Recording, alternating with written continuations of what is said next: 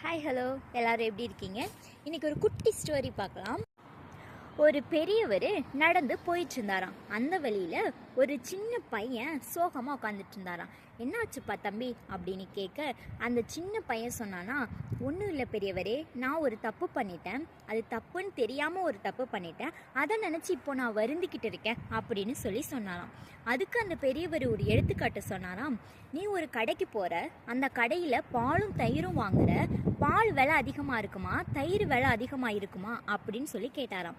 அதுக்கு அந்த சின்ன பையன் சொன்னானா, பாலை விட தயிர் தான் விலை அதிகமாக இருக்கும் அப்படின்னு சொன்னாராம். அதுக்கு அந்த பெரியவர், இப்போ நீ அதே கடைக்கு போய் சீஸ் வாங்குற, இப்போ தயிரை விட சீஸ் விலை அதிகமாக இருக்குமா அப்படின்னு கேட்டாராம். ஆமாம் பெரியவரே, அதிகமாக இருக்கும் அப்படின்னு சொன்னாராம். அதுக்கு அந்த பெரியவர், பாலை விட தயிர் அதிகமாக இருக்குது விலை, அதே மாதிரி தயிரை விட சீஸ் விலை அதிகமாக இருக்குது. இப்போ நீ இதை பார்க்கணும். பால் கெட்டு போனாதான் தயிராக முடியும், தயிர் கெட்டு போனாதான் சீஸ் ஆகும். ஸோ ஒன்றோட ஒன்று கெட்டு போகும்போது தான் அதோட பெட்டர் குவாலிட்டி எல்லாரோட கண்ணுக்குமே தெரியுது. ஸோ நீ தப்பு பண்ணிட்ட அப்படின்னு நினச்சி வருந்துறது ஒரு பக்கம் இருந்தாலும், அந்த தப்புல இருந்து நீ கண்டிப்பாக ஒரு லெசனை கற்றுட்டு இருந்திருப்ப. அந்த லெசனை நீ நினச்சி சந்தோஷப்படு.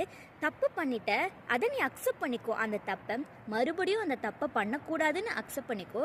ஆனால் அதுலேருந்து கற்றுக்கிட்டு இருக்க லெசனை என்றைக்கும் மறந்துடாத அப்படின்னு சொன்னாராம். ஸோ அடுத்த நிமிஷமே அந்த பையன் பண்ண தப்புல இருந்து அந்த லெசனை கற்றுக்கிட்டோங்கிற சந்தோஷத்தோட வீடு திரும்பி போனானாம். இந்த கதை பிடிச்சிருந்தா மறக்காமல் சப்ஸ்கிரைப் பண்ணிக்கோங்க. தேங்க்யூ.